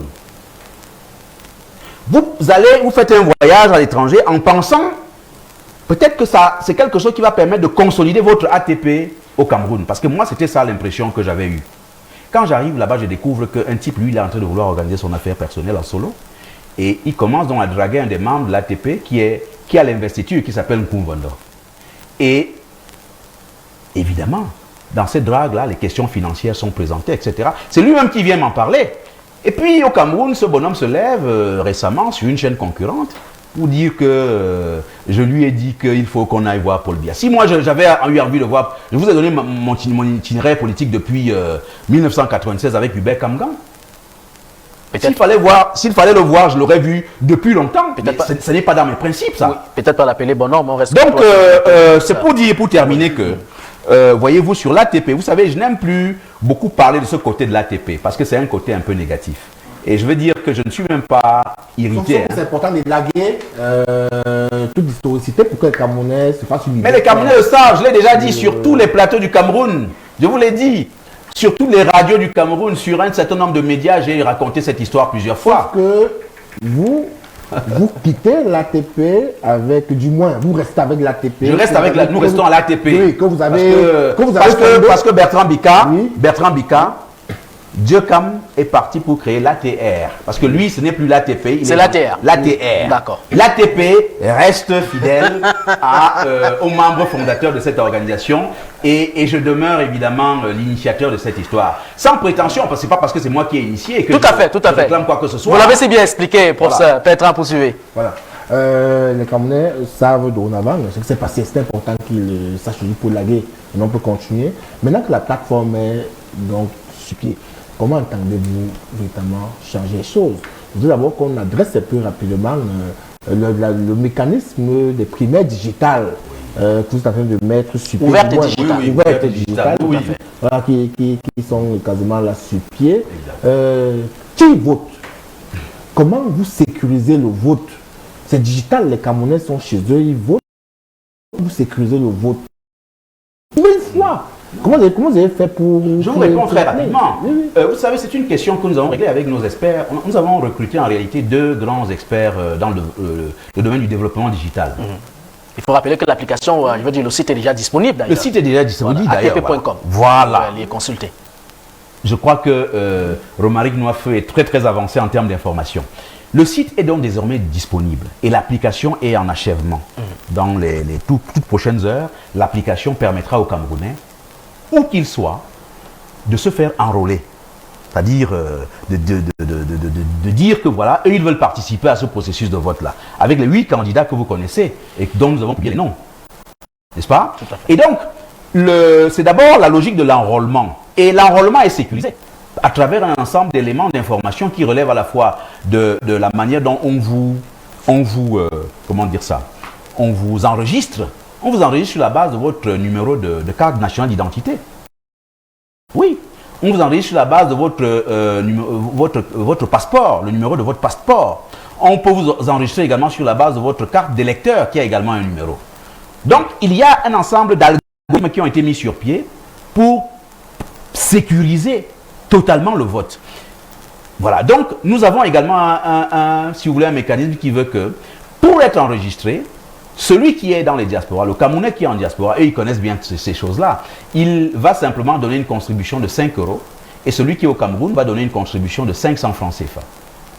Simplement, ça vous permet d'être électeur, et ça permet que, lorsque maintenant, parce que le deuxième niveau maintenant de l'opération c'est quoi? Ça va être comment vous appelez ça, le grand oral des candidats. Si ça devait se passer ici à Horizon 3 TV, pourquoi pas, l'exclusivité, vous pourriez l'avoir. Hein. Eh bien, les candidats sont là, ils répondent aux questions des journalistes. Le public regarde l'émission à la maison et le public peut donc voter sur la base. C'est Bertrand Bika qui l'a convaincu, c'est Romaric Noifeu qui lui semble être le candidat le plus convaincant, le plus pertinent, ou alors c'est Job qui leur convient le mieux. C'est comme ça que ça se passe partout dans le monde. Donc voilà, si vous voulez, l'outil, l'instrument que nous sommes en train de mettre sur pied et que nous demandons aux Camerounais, nous leur demandons de s'en emparer pour montrer précisément que on peut sortir au Cameroun des logiques de cette politique de la roublardise et de l'achat des gens avec l'argent. Ici, il n'y a pas moyen d'acheter qui que ce soit. Le Camerounais qui vote parce que l'acteur qu'il a identifié comme étant le meilleur est effectivement celui qui lui plaît le mieux. Et il n'y a pas procédé démocratique plus puissant que celui-là. Aujourd'hui, vous êtes donc à l'ATP, vous avez lancé, quasiment lancé les primaires digitales pour sortir le candidat à la candidature de l'ATP à la présidentielle. Mais les Camerounais se disent qu'en réalité, lorsqu'ils regardent le corpus des candidats au niveau de l'ATP, ils se demandent en réalité c'est quoi. Lorsqu'on sait qu'au Cameroun, pour aller à l'élection présidentielle, il faut avoir un élu ou 300 signatures. Aujourd'hui, est-ce que le candidat de l'ATP, tel configuré aujourd'hui, a une capacité de postuler à la présidentielle? Est-ce que vous avez un candidat qui peut, un parti politique en interne? Mais moi, je vous pose une question, Bertrand Bika, sans aller loin. Lorsque Cabral Libi est candidat en 2018, est-ce qu'il avait un élu? Mais il a reçu la caution d'un parti politique. Lorsque Akere Mouna est allé à la présidentielle, est-ce qu'il avait un élu? Vous êtes en train de nous dire qu'après que vous ayez choisi au candidat, vous allez vers un parti pour vous investir? Il me semble que oui, nous avons commencé ce travail. On n'a pas attendu la fin du développement des applications. Avec quel parti vous avez commencé? Ça, vous le saurez assez tôt. On ne va pas vous le dire. Non. Vous êtes Camerounais se pose la question. Non. Dites aux Camerounais que... On a 8 candidats. Dites aux Camerounais que l'ATP a 2 mécanismes par lesquels elle peut investir un candidat. Soit, premièrement, est-ce que vous évoquiez un parti politique qui a des élus ou un élu, un seul, qui nous investit, qui investit notre candidat, soit alors tout simplement 30 signatures par région. Par région, c'est pas la mer à boire. Les 300 pour un candidat qui a de la crédibilité, je peux vous assurer qu'un candidat comme Olivier Billet, ça, il n'y aura pas de mal à avoir les 30 signatures par région. Hein. Ça, c'est pas un souci. On peut comme vous dire aussi qu'il n'y a pas de précédent au Cameroun jusqu'à présent. Jusqu'à présent, aucun candidat n'a pu les 300 signatures. C'est pour ça que c'est intéressant. Voilà. C'est précisément parce que personne n'a jamais réalisé ça que nous pensons pouvoir le réaliser. À vaincre sans péril, on triomphe sans gloire. Moi, je ne vous cache pas que d'ailleurs, l'approche qui consiste à avoir les 30 signatures par région, moi, c'est celle qui me séduit le plus. Ok, ça veut dire Nous travaillons sur les deux vous avez chantiers. complètement élagué Nous n'élagons rien. Nous n'élagons rien du tout. Nous sommes... Au départ, vous avez fédéré tous les partis politiques autour de vous, autour de l'ATP. Oui. Vous avez eu une scission parce que vous n'êtes pas entendu sur le processus C'est ça. électoral. Oui. Est-ce que ces partis pourront alors vous investir? Non, non, mais bien sûr, ça ne peut pas être des candidats. Ça peut pas être les partis qui ont fait tout ce que vous savez. Vous n'allez pas traiter avec des gens qui vous ont trahi une première fois. Non, d'abord, ce n'est même plus possible, je veux dire. Mais il existe d'autres formations politiques qui peuvent nous donner leur investiture, dans la mesure où l'outil dont vous parlez, qui est désormais positionné dans l'espace cybernétique, est un outil qui va donner une crédibilité très puissante aux candidats de l'ATP dans les prochains jours, ça c'est clair. Et donc, à partir de ce moment-là, nous sommes évidemment prêts à, d'ailleurs, c'est l'occasion pour nous d'ailleurs de dire à tous les élus du Cameroun, quelle que soit leur position, que effectivement, le candidat de l'ATP aura besoin de leur signature. 30 signatures par région, ce n'est pas, c'est pas la mer à boire. D'autant plus que, comme vous le savez aussi, les chefs traditionnels sont habilités également à donner les signatures. Donc il suffira de s'investir davantage dans cette affaire-là, que nous avons commencé d'ailleurs à faire. Voilà, on considère donc que l'ATP sera bel et bien candidat. Absolument. Voilà, à départ. Le leader qui sortira, bien sûr, les primaires. Si l'élection, si Dieu le veut, si Dieu décide que l'élection présidentielle, et là je vous le dis avec une certaine solennité, si celui qui est l'orchestrateur de toutes choses dit que l'affaire du Cameroun là va se régler par les élections, eh bien l'ATP aura son candidat lors de cette prochaine élection.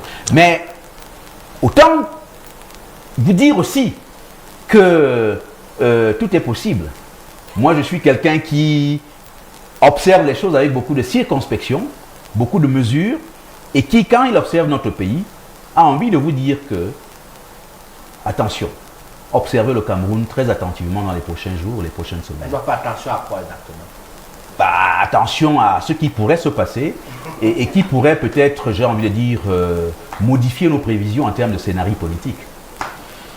Voilà, il y a beaucoup de partis politiques au Cameroun. On parle de 18 partis politiques qui sont en capacité de lire. 19 partis politiques 19 partis. qui sont en capacité de lire, d'investir un candidat à l'élection présidentielle. Parmi ces partis, il y a quand même des partis qui sortent du long, pas les citer ici, où les leaders aujourd'hui font quand même l'objet d'un acharnement certain de la part des pouvoirs publics.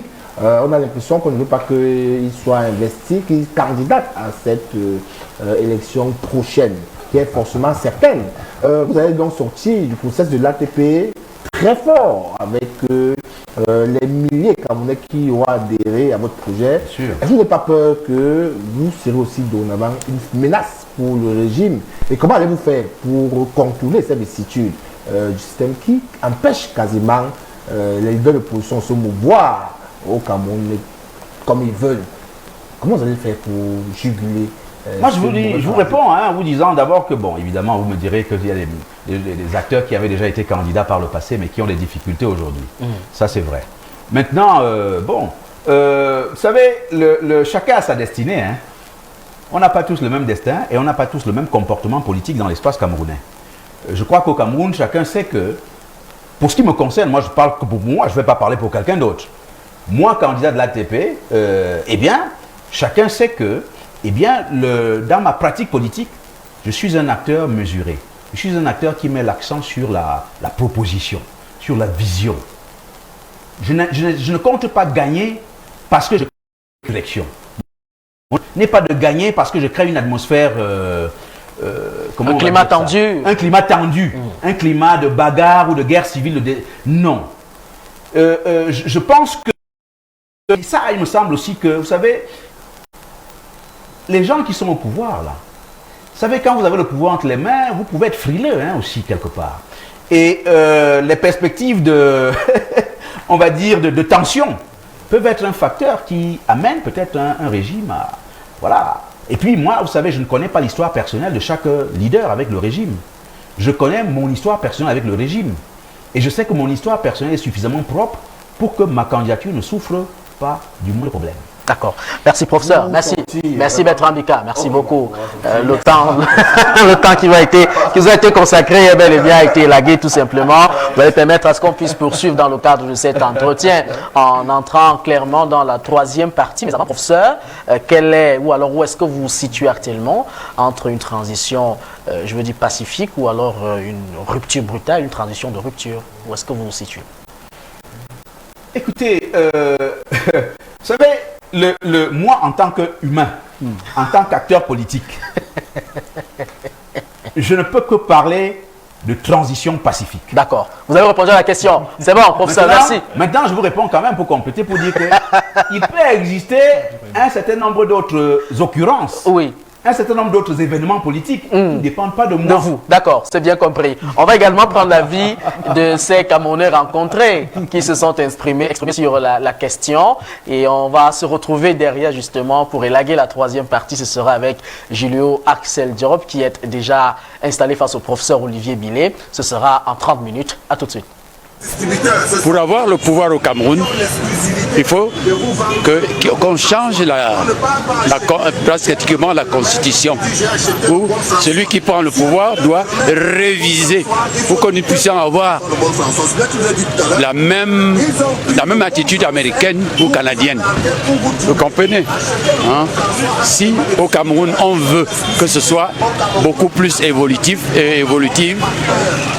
la chose politique évolutive, il faudra que nous ayons des partis, ou trop deux partis, où les gens vont adhérer à ces partis, comme aux États-Unis. Si on ne le fait pas, tout ce que vous voyez là ne sera que la bouillabaisse, ce que je peux vous dire. Moi particulièrement, j'ai vraiment besoin, malgré que on parle comme ça et puis ça nous rattrape, j'ai vraiment besoin de quelqu'un qui peut venir nous faire comme au Gabon. Donc quelqu'un comme lui doit vraiment faire beaucoup d'efforts pour faire connaître dans le peuple. Donc une comme moi j'ai la carte, je vais voter. Si vraiment je le connaissais, qui peut venir faire un changement, je peux être une de ces candidates, quoi. Et nous sommes des jeunes. Nous sommes des jeunes. Et on souffre, on cherche seulement celui qui peut venir seulement et nous l'aider seulement pour qu'on ne souffre pas trop. Parce qu'on n'est pas là seulement, nous sommes des jongages. Ah ouais.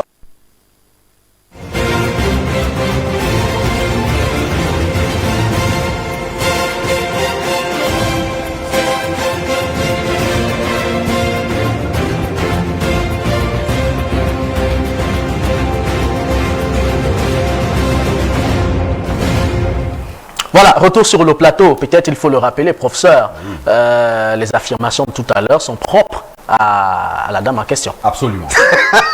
Chacun doit assumer ses propos.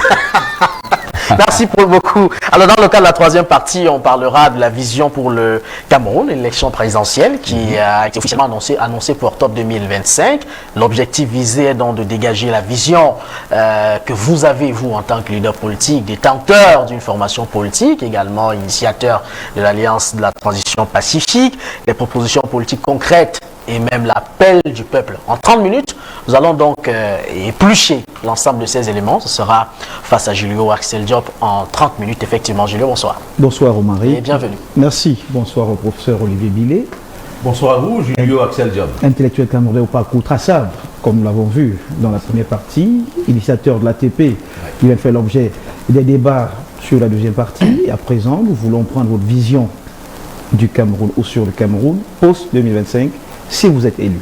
Mais je vais vous orienter sur quelques grands points. Le premier, la forme de l'État. À la forme de l'État, puisque vous voulez que nous commencions par cet aspect-là,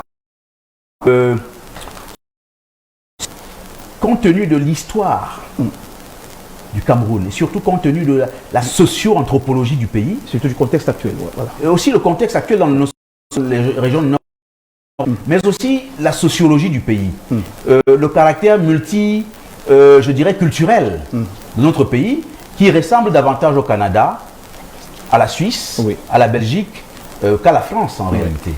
Voyez-vous, nous pensons chez nous les libérateurs qu'en fait il faudrait un fédéralisme une organisation, un fédéralisme contextualisé. Ça veut dire quoi? Le fédéralisme contextualisé, c'est un fédéralisme qui s'arrime à notre époque. Ce n'est pas un fédéralisme sur le modèle de 1961. C'est un fédéralisme adapté à la réalité sociologique du Cameroun d'aujourd'hui, à la réalité politique du Cameroun d'aujourd'hui, et qui, de notre point de vue, les libérateurs, devrait être structuré autour de 6 États fédérés, au maximum 10 maximum, parce que là aussi, il y aura certainement aussi, parce que comme vous le savez, dans le cas de la transition, nous avons l'intention d'organiser aussi une grande discussion nationale, au cours de laquelle on verra quelle option pour les 6 et les 10 États. Mais en tous les cas, ça ne serait pas 2 États comme auparavant, parce que précisément, il faut donner au Cameroun la possibilité de pouvoir se développer plus vite. Et chacun sait que dans le monde d'aujourd'hui, la plupart des pays les plus développés, les plus puissants, c'est des États qui sont organisés sur une base fédérale. Professeur, nous tenions absolument à prendre votre vision de la forme de l'État du Cameroun une fois arrivé aux affaires. À présent, j'aimerais vous demander quelle est votre vision en quelques piliers prioritaires si vous êtes élu au soir de 2025. Vous voulez dire lorsque je serai élu? Oui. Si vous êtes élu, naturellement. Pas si, lorsque vous serez élu. C'est un professeur, c'est un professeur de journalisme qui parle. C'est surtout un foyiste. C'est un foyiste. C'est quelqu'un qui est engagé pour gagner. Oui. Moi, je suis animé par ce que j'appelle c'est le winning spirit. C'est pas le fighting spirit. C'est le winning spirit. Je ne m'engage pas dans une arène pour échouer ou bien pour essayer, c'est pour gagner. Quelques piliers majeurs. Et donc, quelques visions. Oui.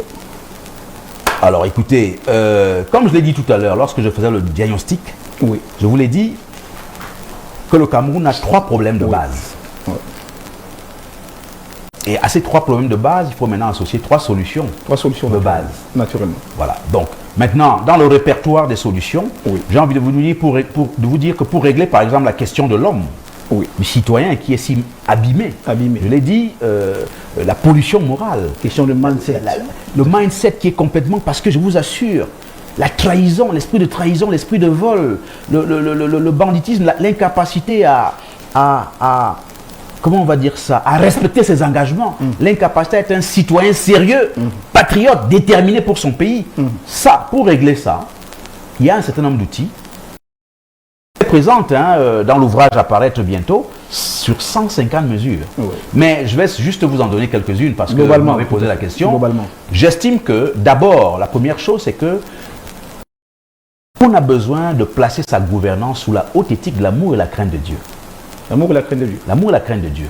Ça veut dire qu'il faut un leadership qui soit habité par ce principe cardinal, qui est d'ailleurs, comme vous le savez, l'un des commandements majeurs, n'est-ce pas, du point de vue des Écritures chez les chrétiens. L'amour et la crainte de Dieu doit irriguer l'ensemble de la gouvernance nationale, du sommet jusqu'à la base. Mais d'abord le sommet, parce que comme vous le savez, quand les choses se passent bien au sommet, le reste suit. Donc il faut que les Camerounais aient la lucidité de promouvoir l'accès à la tête de l'État, un acteur qui a la crainte de Dieu et l'amour du prochain. Parce que quand vous n'avez pas ces valeurs-là, vous ne pouvez pas faire grand-chose pour les. Deuxième chose. Deuxième élément pour ce répertoire, nous disons par exemple que nous voulons instaurer, on a des problèmes dans le registre du tribalisme par exemple, des discours de haine. Voyez-vous, ça aussi c'est un élément qui travaille dans le mindset camerounais. Comment résoudre cette question-là? Nous avons là-dessus l'idée de, comment on va dire, service militaire et citoyen obligatoire pour les jeunes après le bac. C'est-à-dire que quand les jeunes ont le bac là, ou plutôt 18 ans, même pour ceux qui n'ont pas le bac, il faut que les Camerounais, qu'on essaie de développer une sorte de conscience républicaine chez les jeunes Camerounais. Parce que quand les jeunes vont aller au service militaire et se retrouver ensemble, je vous assure que ça va renforcer les liens, ça va leur donner envie, du moins ça va leur donner la possibilité de comprendre que la solidarité avec le frère, avec la sœur, c'est quelque chose qui est essentiel pour la patrie. Autre élément dans ce répertoire, qui est un répertoire majeur pour nous. Parce que vous savez, on ne peut pas faire le reste. Les choses matérielles, là, on ne peut pas les réaliser s'il n'y a pas un travail de base sur la reconfiguration, sur le reformatage. Mindset humain. Il y a, par exemple, une mesure essentielle qui est le rappel aux Camerounais de ce qu'est la République. La République, l'esprit républicain doit instauré au Cameroun. Mais qu'est-ce qui fonde la République? Qu'est-ce qui fonde la République dans les États-nations du monde? L'esprit de la République est incarné, ou plutôt il est promu par un élément qui est fondamental, qui manque au Cameroun aujourd'hui. Lequel? C'est ce que nous appelons un socle linguistique et culturel commun. La langue. La langue. Les Camerounais sont très divisés entre eux aujourd'hui. Il y a beaucoup de guerres et de conflits entre les tribus. Oui. Parce que précisément, vous voyez, l'anglais et le français, c'est bien, heureusement qu'ils sont... Mais ça ne résout pas l'équation. Oui. Puisque vous voyez que malgré ça, il y a toujours les gens se considèrent d'abord comme étant ceci, cela. Donc il y a un esprit villageois qui prévaut là et qui est à l'origine de cette espèce de tribalisme rampant et galopant qui abîme le pays. Et donc, j'estime pour ma part, au moment venu, les spécialistes, je vais les faire asseoir. Linguistes, spécialistes de langue, des sciences du langage, sociologues, anthropologues, communicologues, juristes, informaticiens surtout, pour le côté logiciel. Tout à fait. Pour que ces gens-là élaborent dans les 6 mois une langue camerounaise de synthèse que nous appelons le camerto. Oui. Mon cher ami Diop, vous savez qu'au Sénégal, si la démocratie a autant de vitalité, c'est parce que les Sénégalais se définissent d'abord par rapport au Wolof. Oui. Quand les Sénégalais disent qu'ils débarquent un président chef d'État, c'est en Wolof. Hein? Oui. Et c'est tout le monde qui s'aligne. Ce n'est pas que les Bétis disent ceci, les Bamileke disent cela, les Fulbe disent cela, les Kirdi, les Maka, les Douala, les Bakossi disent cela. Non.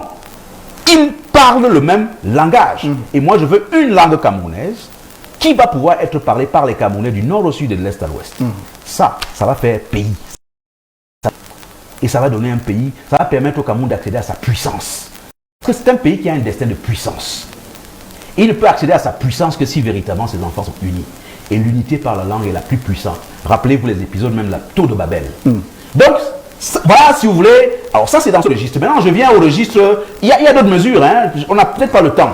Il y a le registre de ce que j'appelle l'économie, la refondation de l'économie et du système productif. Oui. Ici, alors, comme vous l'imaginez, Axel Diop, la mesure majeure, la mesure numéro 1 qui nous est inspirée de Joseph Tundian Poemi, c'est la mise en œuvre du Camer, la monnaie camerounaise, nouvelle que nous mettons en œuvre en attendant la monnaie unique africaine. Oui. Disons que dans je dirais vraiment, c'est-à-dire que ce n'est pas une affaire qui va durer les 8 premiers mois. Les 8 premiers mois. 8 premiers mois, nous mettons en œuvre toute la mécanique qui permet la monnaie camerounaise. Parce qu'en Afrique aujourd'hui, vous avez 55 États globalement, donc 40 ont chacun sa monnaie. 40! Et c'est des monnaies souvent qui se portent bien. Allez voir au Botswana, allez voir le Pula botswanais, allez voir le rand sud-africain, allez voir le dirham marocain, allez voir les monnaies. Il y a beaucoup de monnaies en Afrique qui se portent bien. Mais en tous les cas, il n'y a pas de développement possible pour un pays qui, du point de vue monétaire, dépend d'une autre puissance extérieure. On ne vit pas dans la poche d'un autre, ce n'est pas possible. Donc, la monnaie d'abord qui est là, comme outil puissant pour mettre en mouvement les forces productives du Cameroun. L'enjeu ici étant que les politiques keynésiennes de plein emploi, les grands chantiers à haute intensité de main-d'œuvre que les économistes préconisent, vous ne pouvez les mettre en œuvre que si vous avez une monnaie que vous contrôlez. Et donc, vous voyez, donc il y a ça. Donc, l'outil monétaire ayant été mis sur pied, maintenant, nous allons pouvoir révolutionner l'agriculture. Parce que l'agriculture, pour nous, c'est le socle. On est un pays qui donc, sur 100% des terres arables, dont les terres cultivables, vous n'avez que 23 à 24% seulement qui sont exploitées. Et souvent, ces terres sont exploitées pour faire ce qu'on appelle l'agriculture, une agriculture vivrière, de famille. Ce n'est pas une agriculture industrielle digne de ce nom. Donc, moi, je veux une agriculture industrielle.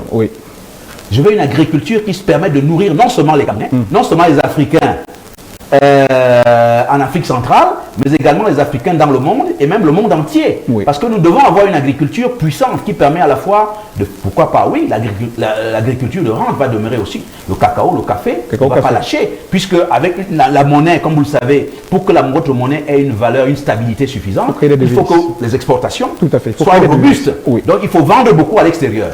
Donc je veux avoir un pays qui soit robuste du point de vue de son commerce extérieur. Et je peux vous dire aussi que dans le même registre, puisqu'elle est disponible et qu'elle permet de financer les Camerounais, je veux un système dans lequel nos jeunes qui sont des IPES, établissements privés d'enseignement secondaire, nos jeunes qui sortent de toutes les structures que vous imaginez, pourront réaliser un business plan qui leur permet de devenir aussi, pourquoi pas, de grands agriculteurs, devenir de grands industriels, parce que et même investir dans toutes sortes d'autres toutes activités. Mais qu'est-ce qui bloque au Cameroun aujourd'hui? Qu'est-ce qui fait qu'on ait autant de jeunes avec des diplômes qui sont sur les motos, qui sont dans les taxis? C'est qu'il n'y a pas de système d'accompagnement de la jeunesse. Oui. Par le financement. Mais un financement, je veux dire, je ne dis pas le financement de l'État, non. Je parle du financement privé par les banques spécialisées qui elles-mêmes seront branchées au système bancaire et monétaire. Et à travers l'ensemble de mécanismes vertueux, nous allons pouvoir mettre tout le monde au Cameroun au travail. Et l'État garantirait ces dettes, c'est ça? Garantir quoi? L'État n'a rien à garantir ici. Il y a la Banque centrale. Vous savez, la superstructure monétaire et bancaire, c'est la Banque centrale. La Banque centrale, tout à fait. N'est-ce pas? Avec la monnaie camère. Il y a maintenant les banques commerciales derrière pour faire du crédit à des acteurs qui ont le désir de se réaliser. Regardez un peu nos villes de Yaoundé et Douala, comment elles sont engorgées. Oui. Moto-taximan, Andokoti, c'est Oui. rempli comme ça. Oui. À Yaoundé, c'est la folie. Mais c'est pas possible. On ne peut pas continuer comme ça. C'est pour autant de raisons que j'avais préconisé ici, il faut une transition. C'est-à-dire qu'au-delà des questions institutionnelles, même économiquement et socialement, ça ne marche pas. Les gens vous disent que c'est grave, la situation est grave, le pays va très mal. Les jeunes cherchent à fuir pour aller vers le Canada, vers l'Australie, dans tous les pays. Pourquoi? C'est parce que la machine ne fonctionne pas. Moi, je suis capable de mettre en œuvre une mécanique économique et sociale puissante qui fasse que le travail cherche même les hommes au Cameroun. À travers la souveraineté monétaire. La souveraineté monétaire, qui va permettre que l'agriculture soit mise en mouvement, qui va permettre que l'industrie... Les gens parlent souvent d'industrie au Cameroun, ils savent comment est-ce qu'on met en œuvre une industrie. Vous ne pouvez pas mettre en œuvre un appareil industriel dans un pays qui n'a pas de souveraineté monétaire, c'est impossible. Je serai donc ce président stratège qui mettra en œuvre industriel qui va permettre qu'au Cameroun, on monte même des automobiles dans un premier temps. Je vais interdire l'importation des voitures au Cameroun. Voilà une mesure puissante. Vous voulez des mesures, je vous en donne. Nous n'importerons plus des... Vous savez comment ça se passe en Afrique du Sud? Ils n'importent pas des voitures. On monte les voitures en Afrique du Sud. Et ça, c'est une loi que l'État prend pour dire que, ok, vous voulez vendre des voitures au Cameroun, venez créer des usines au Cameroun. Tout à fait. Venez créer des usines. On va monter les voitures et les Camerounais pourront acheter des voitures moins chères. On va monter des motos au Cameroun. Et la moto qui coûte aujourd'hui encore peut-être 400 000 francs, va coûter au Cameroun 150 000 francs. Tout à fait. Vous comprenez cela? C'est une question de vision stratégique et de courage politique. Il y a beaucoup d'acteurs politiques de l'opposition et de la majorité qui ne peuvent pas dire ce que je dis là. Précisément parce qu'ils ne peuvent pas avoir le courage de défendre le projet de souveraineté monétaire. C'est ça. Ils sont, vous savez par quoi ils sont liés? Ils sont liés par les loges. Ils sont liés par les loges. L'occultisme. Oui. Parce que lorsque dans un pays est rosicrucien, franc-maçon ou illuminati, comme il y en a beaucoup, vous les connaissez, je ne vais pas les citer ici, ils ne sont pas libres. Ils n'ont pas la capacité de mettre en œuvre des politiques, j'ai envie de dire, souveraines, libres. Ils ne peuvent pas. Et c'est la raison pour laquelle j'invite les Camerounais aussi à avoir du discernement, être capable de choisir demain un leader qui est indépendant, qui va travailler essentiellement pour les intérêts du pays. Vous avez vu dans les états de l'AES, regardez ce que les... C'est vrai que je souhaiterais qu'il fasse plus là-bas, mais vous voyez bien qu'un jeune comme Traoré, du côté du Burkina, ou encore du côté du Niger, vous voyez des acteurs quand même qui, je veux dire, ont le courage d'affronter l'adversité extérieure et qui prennent des décisions qui sont utiles pour leur pays. Moi, je serai ce type de président qui va prendre donc cet ensemble de mesures qui vont faire que l'économie et le système productif soient massivement puissants par l'agriculture, je l'ai dit, par l'industrie, avec un système de banque qui va être implanté sur l'ensemble du territoire, parce que les banques, aujourd'hui, c'est Yaoundé, Douala et quelques capitales régionales, mais pour que les gens qui font l'agriculture et toutes ces activités dans les différentes régions du pays puissent accéder au financement, il faudra bien que nous, on ait des agences bancaires, y compris dans des gros villages, y compris dans des arrondissements pour accompagner là-bas des gens qui veulent produire du mil, du café, du coton, du cacao, de manière à ce qu'on retrouve l'âge d'or, cette époque glorieuse.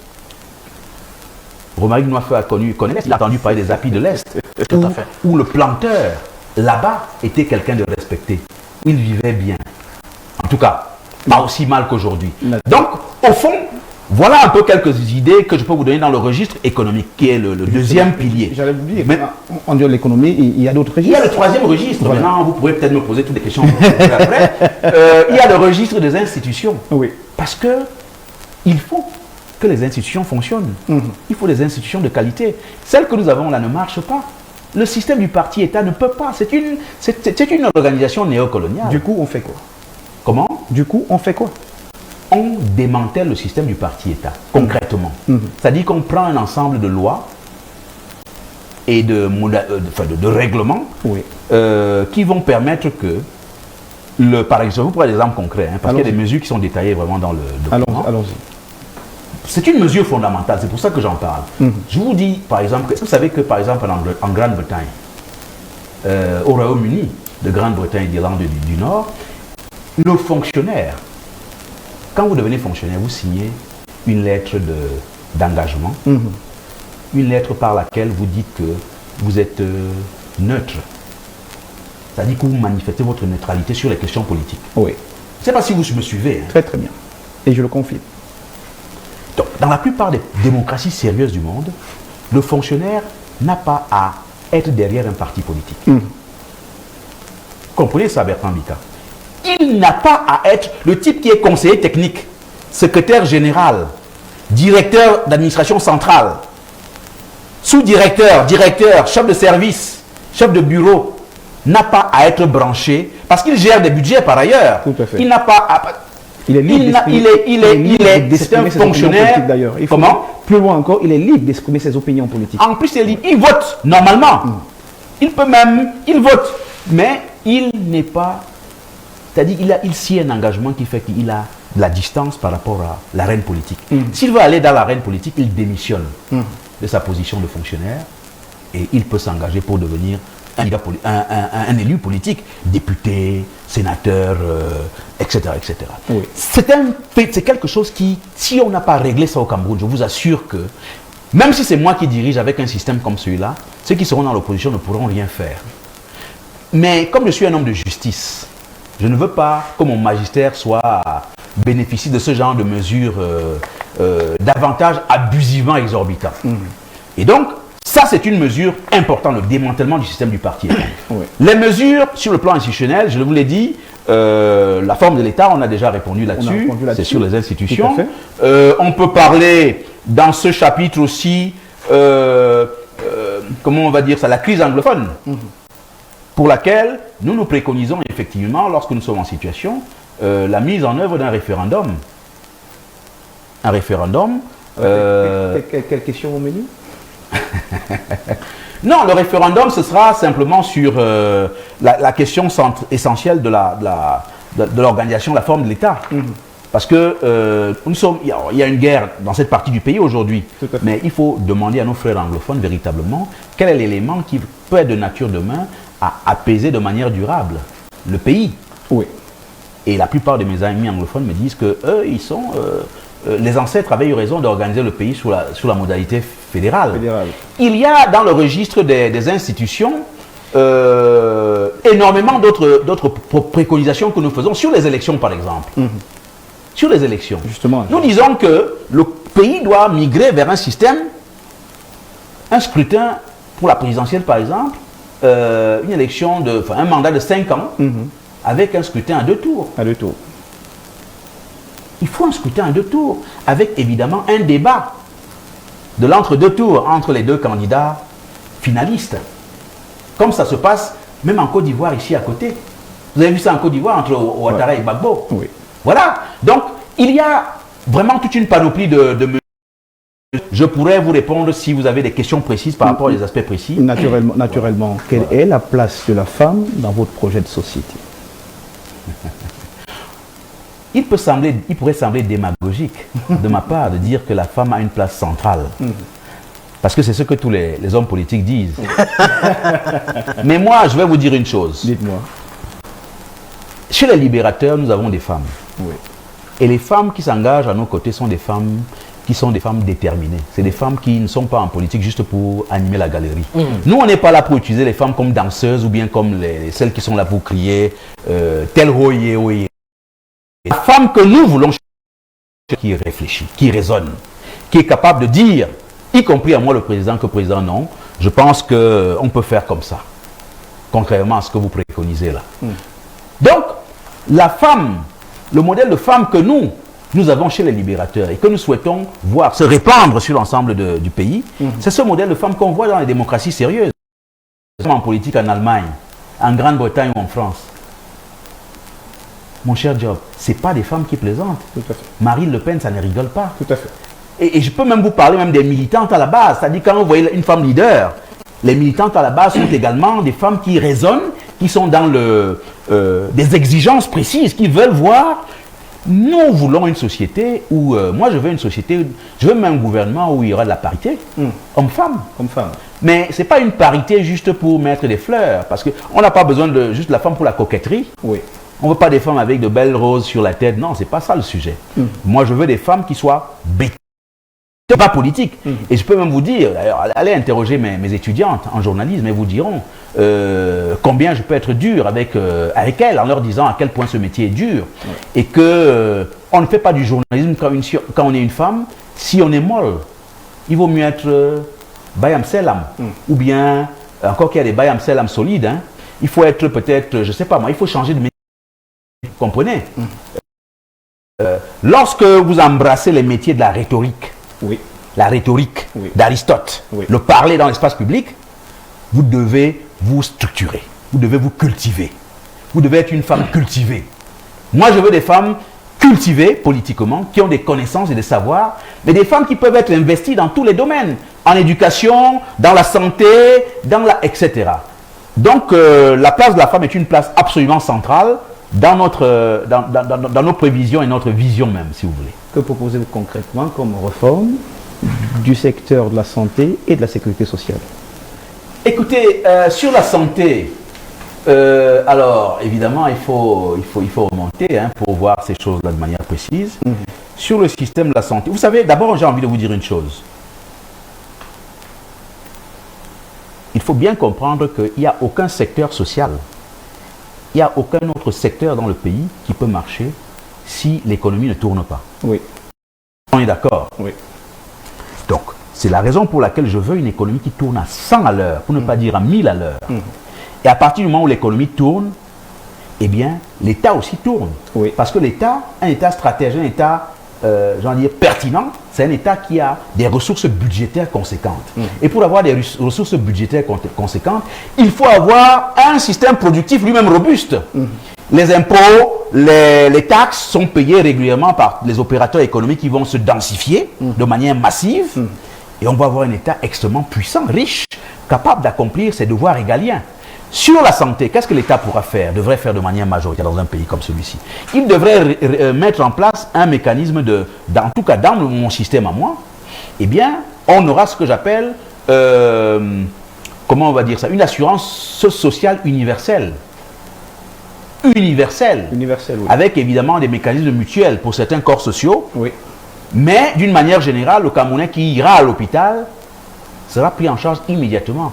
Il n'y aura pas besoin de... Parce que il y aura des prélèvements qui seront faits à d'autres niveaux qui vont permettre qu'on puisse le soigner, comme dans les pays sérieux, sans qu'il n'ait besoin de mettre de l'argent sur la table. Donc, la question de l'assurance assurance sociale universelle, pour moi, est un mécanisme fondamental pour permettre que je n'entende plus que les gens meurent dans nos hôpitaux comme pour un oui ou pour un non, ou qu'on prenne des gens en prison, en otage, parce qu'ils n'ont pas payé leur facture après des traitements éventuels. Donc, il y a ça. Sur la santé, je veux un système de santé avec un plateau technique dans nos différents hôpitaux qui soit de qualité. Oui. Mais pour avoir un plateau technique de qualité, pour avoir des scanners, des IRM, des cobaltotérascopes, oui, c'est ces machines absolument immenses que nous voyons souvent dans des hôpitaux sérieux. Il faut de l'argent. Il faut de l'argent. Et donc une économie qui tourne. Comment? Et donc une économie qui tourne. Il faut une économie qui tourne. Sans ça, vous ne pouvez rien faire. Les gens vont faire la démagogie, vont vous dire qu'on va faire, on va faire. Mais vous allez faire avec quoi? La question qu'il faut leur poser à ces acteurs politiques qui viennent devant vous, il faut leur demander que vous allez financer ça comment. Donc, un État stratège, c'est donc un État qui travaille à mobiliser un maximum de ressources, parce que quand vous avez des ressources, évidemment, il faut bien payer les soignants. Naturellement. Moi, je veux un hôpital où quand même, attention, les médecins sont mal payés. Les médecins, c'est quand même Bac plus 7, et ceux qui sont spécialisés, bien plus que ça. Tout à fait. Et il faut donc qu'on ait des médecins qui soient plus consciencieux, plus focalisés sur leur poste de travail, et non plus des médecins qui vont à gauche, à droite, dans des cliniques pour essayer de rattraper de l'argent qu'ils n'ont pas au niveau de leur salaire. Il faut donc bien les traiter pour qu'ils soient mieux investis vis-à-vis des patients dans les hôpitaux auxquels ils sont rattachés. Voyez-vous? Oui. Donc, les infirmiers, les aides-soignants, tout le personnel hospitalier devait aussi être très bien soigné. Il y a également un élément dans notre projet hospitalier, c'est la formation des administrateurs d'hôpitaux. Vous savez, c'est une formation spécialisée. Ce n'est pas parce que quelqu'un a un doctorat en médecine ou bien parce qu'il est un professeur de médecine qui va être un bon gestionnaire d'hôpital. C'est vrai. Non. Dans les pays sérieux, il y a des gens qui sont formés de manière spécialisée pour être des administrateurs d'hôpitaux. Oui. Et donc, voilà quelques mesures. Peut-être que voilà, naturellement, professeur, pour mettre tout cela en œuvre, il faudrait naturellement que vous ayez sécurisé votre vote au soir d'octobre 2025. Quelles sont les stratégies que vous envisagez pour sécuriser ou prévenir d'éventuelles fraudes électorales au moment venu? Écoutez, moi je ne suis pas là pour parler des fraudes, mais moi je suis simplement là pour vous dire que je crois en ce que je fais. Et ce que je veux dire aux Camerounais, c'est que chaque Camerounais, autant qu'il est un potentiel acteur du processus électoral. Et notre plateforme ATP va travailler à mobiliser dans les différents bureaux de vote, pour ne pas dire dans les différentes régions d'abord, dans les différents départements et différents arrondissements, des gens qui seront des espèces de relais locaux de l'ATP et qui vont faire le job qui consiste à se fixer dans les bureaux afin de veiller à ce que les décomptes soient réguliers et que les choses se passent comme elles doivent se faire. Voilà. Maintenant, j'espérais peut-être qu'on parlerait des infrastructures, plus liées au quotidien des Camerounais aussi. Mais peut-être que nous n'avons pas encore fini. Vous avez opté pour la relance de l'activité économique qui englobait à peu près tout cela. J'ai estimé que vous y avez répondu. Si voilà. L'occasion peut-être de vous donner la possibilité, parce que vous avez fait un appel au peuple tout à l'heure, de vous exprimer dans cette caméra. Vous avez à peu près 5 minutes pour vous adresser au peuple camerounais. Il vous reste en moyenne 1 minute et 4 secondes. Voilà. Bon, déjà. Allez-y, ça va très vite. Mais vous savez, puisque vous me donnez l'opportunité de parler à mes concitoyens, je veux simplement leur dire ceci, mes chers concitoyens, chères concitoyennes. D'abord, je suis content d'être en votre présence ce soir. La politique, ou plutôt l'élection présidentielle, est la rencontre d'un homme et d'un peuple autour d'un projet. Je voudrais simplement que vous soyez capables d'évaluer, de nous évaluer, nous acteurs politiques, sur la base de nos visions, de nos projets. Et j'ai envie de vous dire que mon engagement politique n'a jamais été motivé par le fait de mon ventre ou de ma vie. Je n'ai pas faim. Je n'ai pas faim. Je suis un acteur qui vit de son travail. Mon épouse travaille. Et notre petite maisonnée vit des revenus que nous avons.